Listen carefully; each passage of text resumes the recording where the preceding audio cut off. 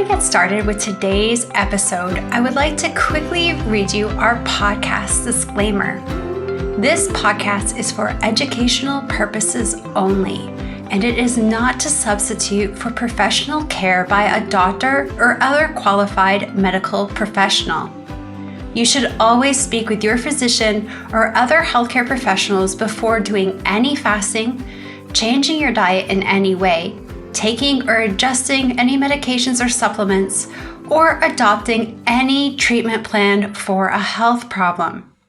The use of any other products or services purchased by you as a result of this podcast does not create a healthcare provider-patient relationship between you and any of the experts affiliated with this podcast. Any information and statements regarding dietary supplements have not been evaluated by the Food and Drug Administration and are not intended to diagnose, treat, cure, or prevent any disease. All right, and now we'll get started with today's episode. Hi everyone, it's Megan Ramos here with another episode of the Fasting Method podcast. Today I'm joined by my lovely co-host, Dr. Terri Lance, and we are going to be discussing holidays. So how to talk to your family and friends about the way you eat during the holiday season. Good morning, Terri. How are you doing today? I'm good, Megan. Good to be here. Good to get to talk about this because I know it's the topic on everyone's mind right now. I feel like so many people in our community, previously, they always look forward to the holidays, and now there's a lot of dread going into the holidays. And I think what we're going to try to empower people with today is knowledge for them to take action and really learn how to enjoy those holidays again. I know I went through that same learning curve myself. There's a couple October through January seasons where I really struggled, didn't look forward to it. But once you learn some strategies, you can really go into them, with a lot of excitement again. So everybody, we want to bring that excitement back to you today. That's right. I think the first part I'm hearing people already starting to talk about is they're planning for the holidays. Who's going to be meeting where? Are they traveling to family's house? Who's going to be cooking, or are they eating out, or what's going to be in the meal? And I think this is an important part where the conversation really begins, to be able to talk about what foods people want available and advocating for yourself so that you have some food that works well for you. Not just, which foods can I skip that everyone else is eating, but do I have foods there that make this holiday fulfilling for me? Previously, I lived in Toronto, and for a long time, my household was kind of like Switzerland amongst some family drama. So I was the one that hosted everything. Every major holiday was held at my house, and I could control what was being served. And that felt really great. And then I moved to California. We've got no family here. And last year, we didn't have visitors because of COVID. People weren't traveling from Canada. The border was closed. We didn't want my in-laws traveling across the country and risking getting sick at the time. So we had the opportunity to go to friends' homes for the holidays. And my holidays have been such under my micromanagement for so long that it's really caused quite a bit of panic. But I reached out and I said, hey, what can I bring? And the family that we were mostly joining said, we love your Brussels sprouts, which are one of my favorite foods in the world. That's why they've eaten them so much, because they're something that I love to cook and I love to eat. So I was able to bring those for Thanksgiving and Christmas last year, and I could really lean into them. And I made a ton, so I knew I could really indulge in them if there weren't many other options. But Terri, I'm actually starting to feel like some of our community here. What are strategies that you recommend to people that don't have this control and are nervous about having these conversations with their friends or their family who they're going to be joining for the holidays? I think a couple of things to really start that out, to think about: the more you simplify it and the less tense you are about it, the less tension that can be activated in the other people. So if maybe you ask, well, what are we planning to have for the meal? And maybe the other person lists a few items and you say, okay, I'm also thinking of this, and that you just add your items in there rather than saying things like, oh, I can't eat that. Oh, I don't eat that. That doesn't work for me. Let them have their dishes if that's what's really important to them. And you start suggesting some things you want to have also. And maybe you do a little negotiating. Oh, we don't need two of those. How about if I make that? And then you can make the other thing. Similar to what you did when you went to a friend's house a few years ago, I went to some friends' home for Thanksgiving. I knew the protein source was going to be pretty safe. I knew that was going to cross all types of eating, for me at least. So I decided I was going to take some food. And I took a little bit of an appetizer, something I knew I could eat as people started getting into the munchies that I don't eat. I brought a side dish and I brought a dessert. Because to me, that's one of those days where I do allow myself a dessert, but I have some parameters around what that looks like. So I knew I was safe on all levels with that meal. I had something to munch on as we were getting ready. I had the meal, the protein, I had a side, and I had dessert. So planning, offering to bring things, or if you're traveling and going to be staying with people, you'll pick up those groceries, you'll make these dishes. So offering to contribute often takes off some of the guilt or obligation feeling that people have that they should just eat what someone else has made. I've heard a lot of individuals that feel frantic about it, and I say to them, you remember a time that you've hosted a holiday? You're kind of ready to rip out your hair, right? You always think you're going to have more time, but then life happens and it's always rush, rush, rush. And usually the person hosting is experiencing quite a bit of stress.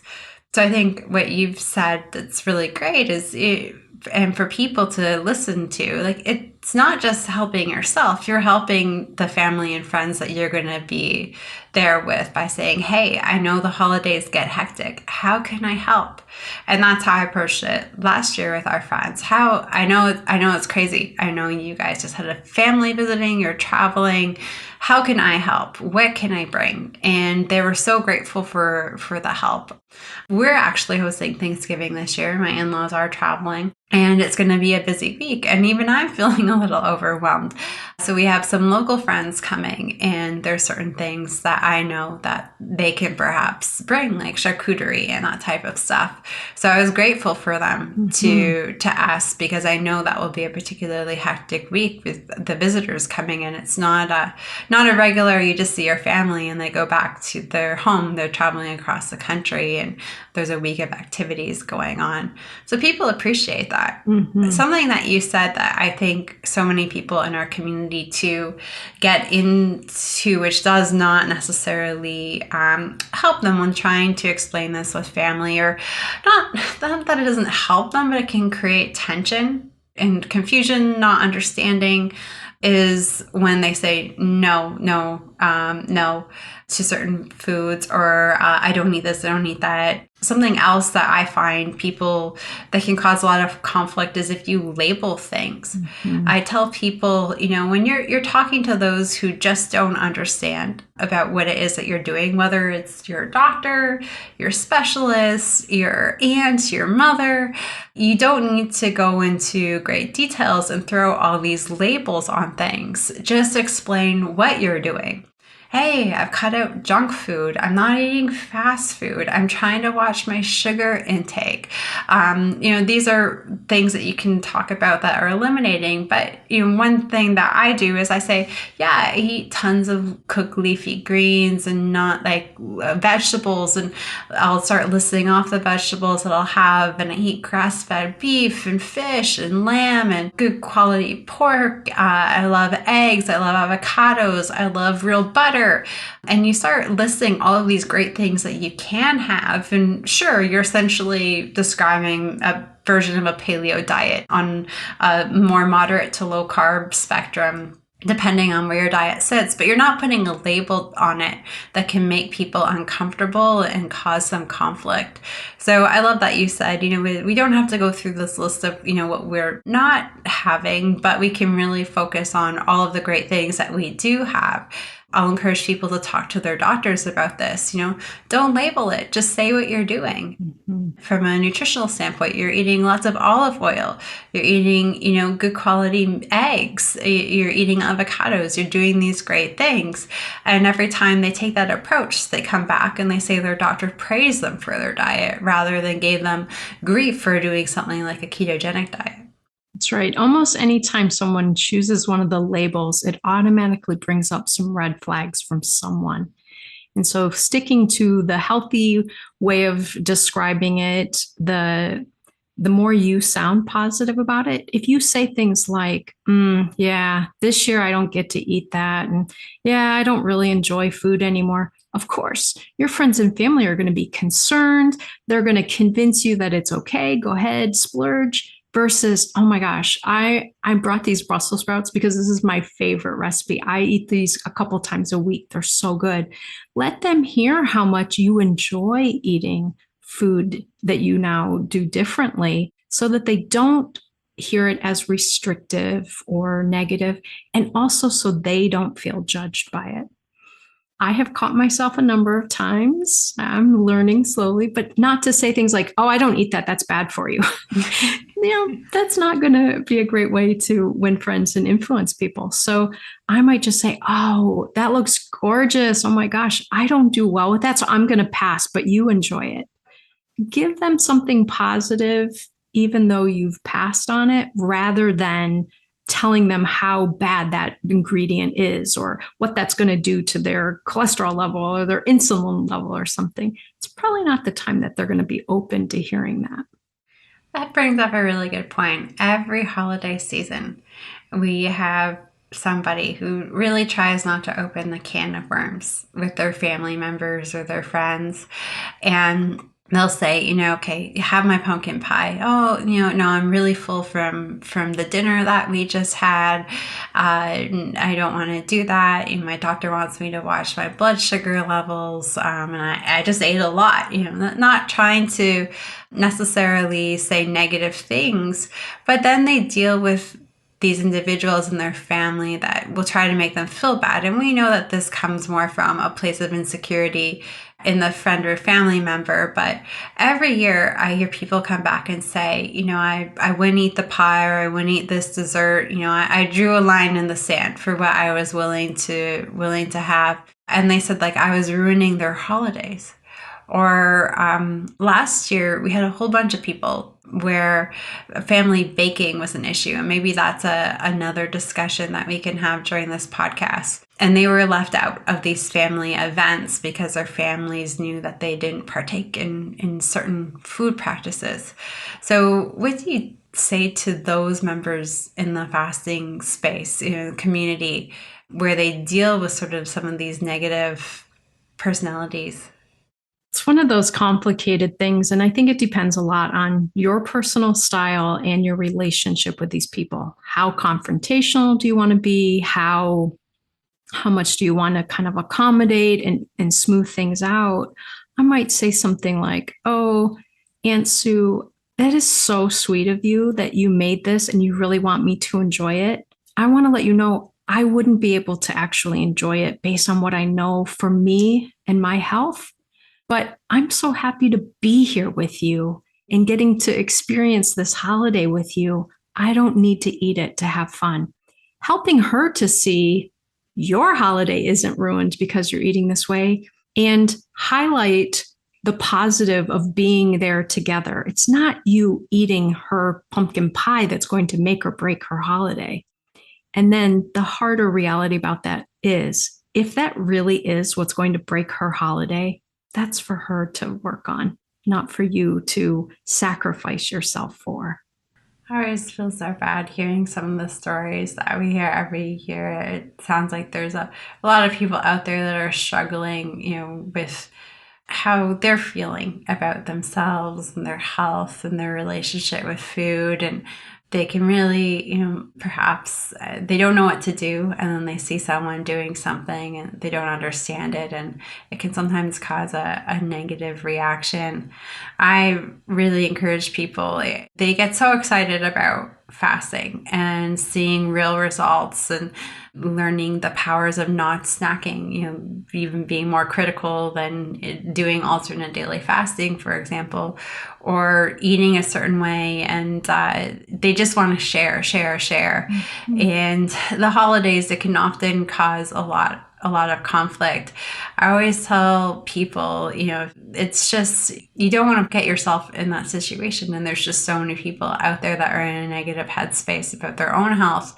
And then it's just best to keep leading by example, describe what you're doing without labeling it. And then when they ask you, when they come to you, a holiday or not, then open up and share. Mm-hmm. But otherwise, don't dedicate your Thanksgiving and your Christmas and New Year's to educating people on fasting and eating. I've never seen it go well. No. Not once.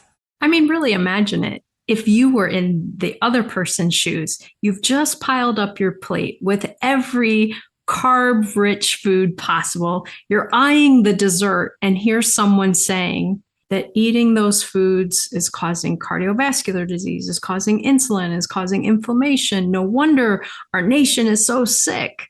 I can't feel good about my plate now. So I've got to distance from you instead. I've got to tell you you're wrong. I've got to get irritated with you versus let them do what they're going to do. You focus on you, taking good care of your body during that time. And then, like you said, if they're actually interested in learning more about it, there's another time when you could have that conversation. I know we had Canadian Thanksgiving earlier. There's a lot of people in our community that celebrated, and they really, really struggled, with that sister-in-law who was just told they needed insulin, with that brother-in-law who showed up and said their A1C was 13, and, they're just eating the regular traditional Thanksgiving foods in Canada and US. It's all the same. Football, sweet potato casserole, pumpkin pie, it is the same in both countries. And they just want to swoop in and lecture them and help them and show them the light. And I think so many of us have been put in the position where we're told we should be doing something, we don't understand it, we end up putting up barriers and not wanting to engage in these conversations, and it turns hostile. And I've never taken that approach with my family. I've gone through this myself. You have to be ready for it. You have to be ready for the change. You have to be willing to make these changes. You have to be inspired, to want to do so. You have to have a strong why as to why you're doing so. There's a few things that need to align, for someone to want to make that change. So I think the best thing that all of you out there can do for your loved ones who are struggling is show up and lead by example. Show people that it is, possible to eat a certain way and to get certain health results and sustain those health results, and they'll come back to you. So with my friends and with my family, I've never, ever preached at anybody. But now most of my family eats the way that I do. And it's just so funny. When I first started this way of eating, my dad was ready to get power of attorney over me. He thought I had an eating disorder. Flash forwards 3 years later, and the office manager in the clinic's coming to me with his referral from his doctor. He wants to be a patient in the clinic. Terri, you've worked with my aunt. I've had cousins help out over the years, and they're just so into this, which has been great. And a lot of that is because they've been able to see me do it and sustain it. And I've never pressured them. So they feel like I'm a resource that they can come to and they can ask. It's a safe space. And same thing with girlfriends or my friend group. So many of them fast now, and so many of them eat differently now or strive to eat differently. It can be difficult for some of them with little kids, but they're trying to. And I never talked to them about it. I never preached. And then we were at a bachelorette party and we went to an Italian restaurant, and someone suggested that I order first. So I did. and 8 out of 12 ordered the exact same thing that I did. And I got bombarded with messages. So I really think the most powerful thing that you can do this time of year, any time of year, is just truly lead by example and keep yourself as a safe space and a safe resource for when people do see how amazing you're doing. They'll come to you for a resource, but you don't have to turn your Thanksgiving into a conflict battle zone situation trying to educate people. That's right. And I think not giving in, almost sacrificing your own well-being to make someone else comfortable, even when it's done lovingly, or if it's done kind of forcefully, if someone's kind of pushing some food on you, eventually, if they don't back off a little bit, I might just say, Aunt Betsy, that looks so beautiful, but if I eat that, I'm going to be in the bathroom for a couple of hours. I don't want to spend my day like that. Aunt Betsy's not going to want that for you. She's going to say, oh, honey, don't go. You're done. Go away. So really not taking ownership of making everyone else comfortable with what you're doing. There are ways to just set those boundaries without having to sacrifice yourself. And I think a lot of us need to start practicing that because we are used to just focusing on pleasing everyone. Well, I ate a second piece of pie because my other aunt, recommended I try that one too. It's okay to have your boundaries and set your limits and be kind about it and be loving. So, Terri, when we were getting ready for today's podcast and just running through our talking points, you brought up something that I haven't thought about in a while. And I don't even know if my own life I have a concrete strategy for this. I just seem to get rid of it as I'm given it. But you brought up the concept of receiving certain foods as gifts. And what do you do about that? I think this is a really important thing for people to feel prepared for because it does happen this time of year. People bake things, make things, order you a delivery service from some kind of food thing that's, maybe not something that fits your approach to eating anymore. And people are really feel kind of torn. How do I show my gratitude without harming myself or sacrificing my values or my decision? And I think first to show your gratitude. Some people can accept it, talk about how lovely it is. I'm going to save it. I'm so full right now, but I'm going to have some later. And then they get rid of it once they're no longer in front of that person. Some people say, look, I don't feel comfortable throwing away food. And I know we talked a little bit about this in Halloween candy, but, to think about, do you want to donate it somewhere? Do you want to drop it off somewhere, let someone else enjoy it? That's fine if that helps you not feel bad about it. But I always remind people, if something is not healthy for you, it's going to end up being kind of junk or trash either way, even though it was made with love. So you can either throw it in the trash or give it away, or you can eat it and it's going to become trash on your body. So, just kind of thinking about that. Are you more willing to put it in the garbage can, or are you willing to wear it on your body and in your, cardiovascular system? And I think the important thing is, just like if someone gave you a really ugly sweater, you would say, oh my gosh, how did you know? Wow, that is so cool. Thank you. And then you would bury it or get rid of it as soon as, you can, but you would accept it graciously. And I think for many of us, the accepting it graciously isn't the most challenging part of this. The what do I do with it to get rid of it is the hard part. So allowing yourself to get more comfortable with throwing away food that doesn't fit your way of eating or that is excessive for you, learning to get comfortable with throwing it away, getting rid of it. If you can donate it or share it with a neighbor or give it to someone else who may enjoy it. Now, some of us may say, oh, I don't feel comfortable doing that. If I know that it's harmful for me, why would I give it to my neighbor? Great. Then you're probably one step closer to being able to throw it in the can. But accept it, be gracious to the person who took the effort to make it or to get it for you. And then the other thing I always recommend, as you get more clear on this for yourself, in the future, let people know ahead of time so they don't make you something so that, let's say, one of your relatives or friends does a big cookie exchange and then they share all their cookies with, all of the people they're close to let them know, hey, I know last year you gave me all of those cookies and they were really good. This year, I'm really not eating cookies like that. So I just wanted to let you know ahead of time that you can share those with someone else. And, that'll be the easiest way for both you and I. But I really appreciated them last year, but I just wanted to let you know I'm not eating those now. Again, wouldn't you want to know that? I'd feel bad dropping off cookies to someone who doesn't eat cookies. I would rather know, and then I can give them to someone else. So when you get to that place where you can advocate and let someone know, I'm not eating that, but I really appreciate the effort. I didn't do that. Our first year doing the fasting clinic, patients were so appreciative of everything. And so we started June 6, 2012 in the clinic. And that first Christmas time, I got gifted so many cookies, cakes, chocolates from these patients. I just did not expect it. And then, of course, 2 dozen bottles of wine. I don't really drink at all. Don't even remember the last time I had a glass of wine, to be quite honest, at this point.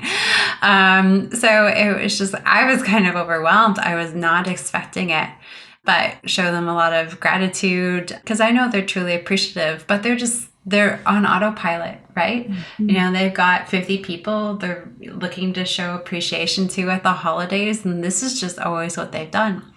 So going into the next holiday season, we had sort of things you can be mindful of, and being mindful of sort of gift giving. Do you want to give these foods to people who are in your family and who are trying to manage their diabetes or trying to, prevent diabetes or struggling with weight? I think a lot of the times we think that we're the only person giving them this treat. And it's, you hear people say, oh, it's the holidays, you can have a treat. Okay, but they're getting these treats from like 50 people. So that just ends up being a whole lot. So what are other things that you can gift them? Like a nice bottle of olive oil or olive oil and balsamic vinegar. Like there are other things that you can gift people. So we got together as a group of patients and we had this town hall in the clinic and we talked about other things that you can do. And I said, so many of you come to me after the holidays concerned about these people in your family, wishing that they would come to the clinic and learn about fasting, like help them out. And then that year I got gifted like 50 bottles of olive oil going into Christmas. But I think there's people want to give you something that you're going to use. So, hey, my doctor's got me on this special diet and, I'm not going to be eating any of this stuff this year. And sometimes people are going to do it anyway. I have one aunt who is a phenomenal baker, and she goes around and she drops off her goodies. And we tend to not see her on holidays because there's just a lot of family obligations for everyone. But we know she's got her Santa Claus Day and she goes around and she knows we don't do this stuff and we don't eat this stuff.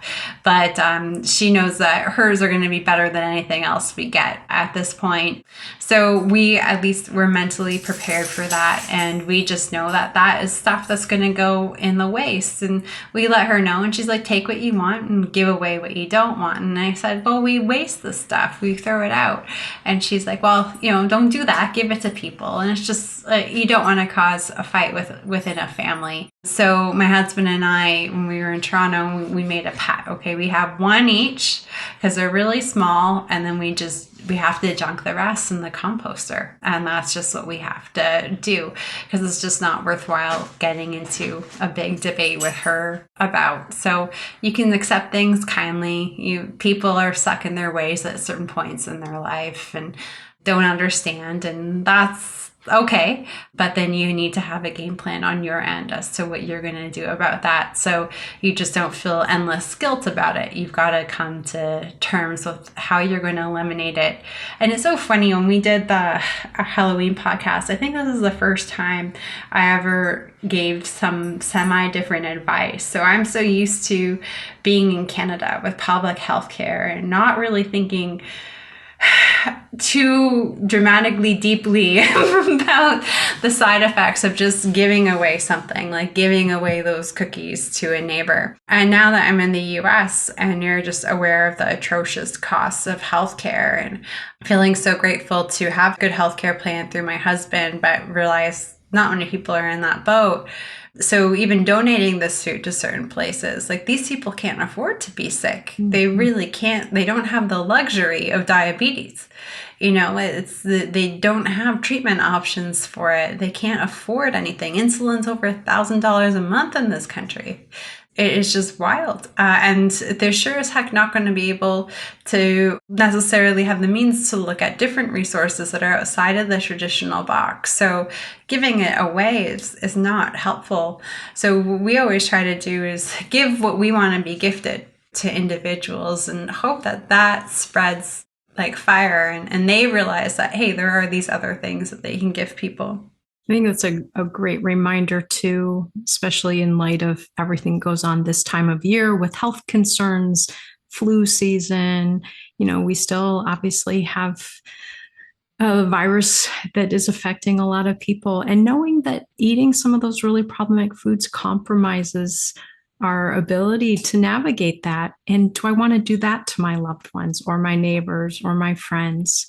And so, putting that dessert in the garbage can, let the flu attack my garbage can, but I'm not going to let it attack me or my family or my neighbors. So it's a great reminder. There's one thing, and we won't get into it beyond this statement, but if there's one thing about COVID that the universe knows for certain, every doctor, every healthcare practitioner, every research study, is the correlation, the relationship between high blood sugar levels and negative outcomes. So, people who struggle with long COVID, high blood sugar levels, people who end up in the ICU, high blood sugar levels, metabolic syndrome. People who recover in 3 days and say, oh, well, that was 3 days off of work watching movies, low blood sugar levels. Mm-hmm. And this has been repeatedly shown in the last 3 years of this whole thing. So for me, it's the one certainty about all of the crazy information out there. It's the one thing that we know. So yeah, we're seeing different numbers for even the regular flu and COVID going into this holiday season. And we know there's a lot of people out there that are struggling after lockdown, still not being able to get out of some unhealthy lockdown habits that they have and are having compromised health. Yeah, it's so not uncommon now to hear about someone who started 2020 with an A1C of like 5.6 and now has an A1C of 13 just a couple of years later, which is really kind of wild, because for someone who's been in the diabetes area for quite some time now, we see A1Cs at 13 all of the time, but to go from something like 5.6 to 13 in a span of just a couple of years is just so crazy. Yeah. Like it doesn't happen that fast. And we're seeing it happen that fast a lot more and more coming out of this COVID thing. So there's a lot of high risk individuals out there. Mm-hmm. And yeah, we don't want to make this season more unsafe for them. That's right. So I think our takeaways for this section of the podcast is, really we don't have to cause confrontation. I mean, we can try to be helpful. What can we bring to help you out? Do you mind if I bring this appetizer, this side dish, this particular dessert that you're choosing to have on the holidays that you might be making with better sweeteners or ingredients for you? You can describe what it is that you're doing. Talk about all the great things that you are eating rather than focusing on what you're not doing, and really just continue to lead by example and remain a safe place for people to come to you and ask you. And you can accept things graciously, but it is okay to discard it. And you need to have a plan anticipating, what might be coming in. And I think in terms of some practical strategies for managing these holiday meals that we have coming up, there's a few things. Yeah, something people always ask me, Terri, and I'd love to hear your thoughts on this, is whether they should fast or do an extended fast going into a holiday. So Thanksgiving falls on a Thursday. There's a lot of people still working the first 2 days of the week. Some are, some aren't. Most kids are out of school. It's a bit of a weird week, but people, are still home or in the midst of traveling for the weekend. So every year I get asked, do I fat fast during this time or do I do an extended fast during this time? And I always say, well, it depends largely on your stress levels. If you're finding yourself to be very, very stressed with organizing travel or getting ready to welcome visitors, it's best to just lean into that fat fast. So that way you've got foods readily available because the stress is going to drive your appetite very high. It's kind of like trying to run up an escalator that's going down, I find, when you're trying to fast during these periods of acute stress. So, if you go into it saying, I'm going to do a 4-day fast into Thanksgiving, you're not going to have any safe foods around and you're going to end up in the fast food lineup, drive through, ordering Uber Eats, just grabbing something quick at home that you might not want to eat, things you might not recognize as your foods. So it's just better to fat fast if the stress is high. What do you usually say to people who are asking about this going into a holiday? I like that approach. And then the other thought I had is so many of us, if we haven't really gotten really skilled with our time restricted eating, only eating meals, not binging or overeating when we break a fast, I can't think of anything worse than going into a Thanksgiving or another holiday meal from a 3-day fast or a 4-day or 5-day fast, because so many of us are going to just be so excited to be eating again and see no limits. We're not going to feel well. It's going to backfire. It's really going to kind of mitigate so many of the benefits of the fasting we did. I would say for some people, if their stress level is pretty low going into it, maybe you could do a 42 at the beginning of the week, have a day, at least a day in between of 2 solid meals. Fat fasting meals would be great. And then go into the holiday. I would not recommend to hardly anyone to go into a holiday meal completely fasted for longer than that overnight. I would actually generally, for many people, have them eat something even earlier that day. Because many of us, if we're on hour 20 or 22 or 26, and then we eat, we overcompensate for that time that we haven't been eating. That's always what I do. I don't know if I've personally ever done any extended fasting going into a holiday. I think it has the potential to be so disastrous. So I'd rather control it with good foods and time restricted eating. Every now and then someone pulls a rabbit out of the hat, right? And is able to do something with ease. But more often than not, I see it to being a bit disastrous and trying to avoid it, especially on that day. So like Thanksgiving, for example, is Thursday here in the United States. You have a Thanksgiving dinner. Never, ever, ever, ever, ever show up to a holiday meal unless you've got 100% control of the foods and you know exactly what is going to be there. Never show up on an empty stomach.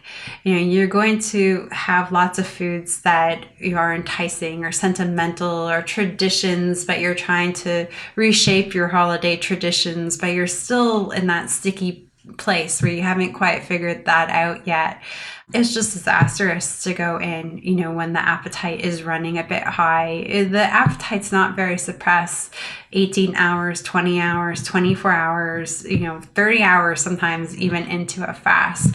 So it's going to make those foods a lot more tempting. So I always look at things like fat and protein and fiber as body armor to protect you from those sugars or starches that are very easy to overindulge in. And I will always, even when I'm cooking at home for a holiday. So as I mentioned, previously we hosted a ton for the holidays. That leads to the potential of snacking and grazing even on good foods all day, but that's a lot of insulin at the end of the day.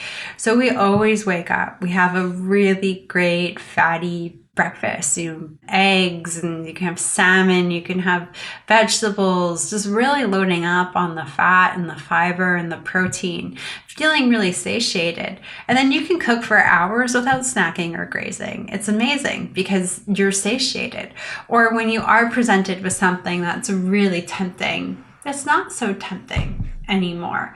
You're already physically satiated, so you're not struggling with that, and it just makes a huge difference. So always eat going into a holiday meal. A 24-hour fast is not enough to suppress your appetite to make it easy to stay away from certain foods. I also think another really important topic related to this is I always try to emphasize to people to not use fasting as a way to compensate for their eating and to not use eating to compensate for fasting. And so oftentimes if people think, oh, okay, I'm going to get a 3-day fast in so that, and you almost can hear the next words like, so that it's okay, whatever I eat on that day. That's not how you want to set up your relationship with fasting and eating. You want them to complement each other, not try to wipe one out that's really problematic for you by doing the other. You want to really keep them balanced. So getting good meals planned that week, I think, is really important. Yeah, it makes a big difference. And then when you're at that holiday, so hopefully, you've been able to prepare a few things that you like, or you're aware that there's going to be a few things throughout the day that are safe foods for you to have, ones that you can eat and that will definitely help you reach satiation. So people often show up to their family member's house early. The one holiday we always did outside of our house was Christmas Day. And we would show up to my mother's around 10 in the morning. We would do the family Christmas thing with the presents. And there's literally food out all day. And dinner was at 5 or 6. And it can be a period of nonstop eating. And of course, I'm able to bring foods. She's also very aware of my diet, and there's plenty of stuff, too much stuff available for my husband and I and the others who might be there that eat our way. But what I do is to time restricted eating on those days. So you might end up eating sort of in 3 eating windows or meal times throughout the day. So we would wake up at our house on Christmas morning, have our fatty breakfast. Then when we get to her place, we can set a timer for like 60 or 90 minutes, and I can indulge in the meat and the vegetables, and my husband would indulge in some of the cheese. We'd have a few nuts. We'd have that, but then the timer goes off. And then the next timer gets started when it's actually time to sit at the table. So people look at hors d'oeuvres and appetizers and they think of them as you just snack on them, you graze on them. But you can actually, at the end of the day, if you set a certain time period on it, you can turn it into a meal, and you can turn it into a meal window. I know both Terri and I actually hate the phrase eating windows, but you can make this mini meal. Mm-hmm. At your relative's house out of the hors d'oeuvres and the appetizers, and you can set that time. So you're not sitting there twiddling your thumbs, fighting with yourself internally, having the whole angel and devil conversation about whether or not you should have some meat or have a few sticks of carrots and broccoli that are out. And then you're not engaging in all of this kind of awkward conversation, perhaps about why you're not doing that. You don't need to suffer in misery, right? You've eaten your fatty meal. A lot of the sugars and starches should look a lot less tempting. You can set that timer. We've all got these gizmos nowadays, smartphones, watches. Look at the time, set a timer, 60 minutes, 90 minutes. Allow yourself to have these things. Think of it as a lunch meal. That day, you're just eating 3 meals. You can look at it that way. And that's okay to have 3 meals. It's just not eating all day long is what we want to avoid. We want to minimize the number of times we are spiking our insulin, which is why Terri and I hate the large concept of eating windows, right? Like if you look at a 16-hour fast, people say that gives you an 8-hour eating window. Nobody wants to spike their insulin for 8 hours straight. We want to minimize it. But throughout that day, if you have 3 windows of 60 minutes or 60 or 90 minutes, because they're holiday meals, they might take a little bit longer, that's okay. But you're not just having this one massive continuous day of eating, and that's what we want to avoid. So you can have these appetizers and hors d'oeuvres, but we do want to put some boundaries and parameters on it. Absolutely. Now, when it comes to plating and eating foods, it's the story I share, my own embarrassing story. So many years now, I've heard people say the same thing, but I'll share it from my perspective just so nobody else gets embarrassed. So my first holiday, I made all of the wrong mistakes. I showed up for Canadian Thanksgiving at my mom's house, and I had told myself, you're going to have her roasted potatoes today. I was giving myself permission to have those. And because I was so bloody excited to have her potatoes, I ate them first. I felt like a child who was letting myself have candy, for breakfast or for a dinner. I was going to have that. But what happened? Well, I showed up to that meal trying to do a 24-hour fast. So already not necessarily in a state of appetite suppression. I was hungry. My tummy was empty, my system was empty, and then I ate starch. So immediately glucose spike, immediately insulin surge, hunger hormone, ghrelin spikes. I'm ravenous. I ate almost an embarrassing amount of food. I couldn't stop. I couldn't reach satiation. I thought I had gone out of control and needed to be institutionalized. It was awful. And then eventually I recovered, and the scientist part of me kicked in and said, think about how you ate and how you set your hormones up for failure that day by the order of foods that you ate. So Canadian Thanksgiving's early October, then Christmas rolled around. She makes the same meals. My family's very boring. So we had the same turkey and potatoes. So I said, okay, this time you're going to eat your turkey, you're going to eat your vegetables, and then you can eat the potatoes. Well, by the time I got to the potatoes, I was so full, and I only ate about a quarter of what I had put on my plate. And they didn't make up very much of my plate to begin with. So we're just looking at a couple months down the road. I was eating them like a fiend. People were commenting on it and thinking there was something wrong with me 2 months earlier. 2 months later, I was leaving food on my plate. So when you fill up on the fat and the fiber and the protein, you're starting off slow digestion. You're allowing for strong satiation signaling to occur. You're not spiking insulin that's blocking satiation signaling from occurring in the first place. So, you're full. And then you get to that starch. It can't be digested rapidly. You're not seeing the sugar spikes. You're not seeing the insulin surges. You're not seeing the increase in hunger hormones. You're not seeing a decrease in satiation. So it's really amazing how when you save that for last on your plate, it can totally change your entire meal, your entire holiday experience, and how you feel the next day. And make you feel so much more sane. Like, look how well you handled that meal, where from what you described, you felt kind of out of control at that other meal. Mm-hmm. And most of us coming here, we don't like feeling so out of control with our food. But until we learn that there are mechanisms that make us feel so out of control, we don't know what to do about it. And I think that's a great example.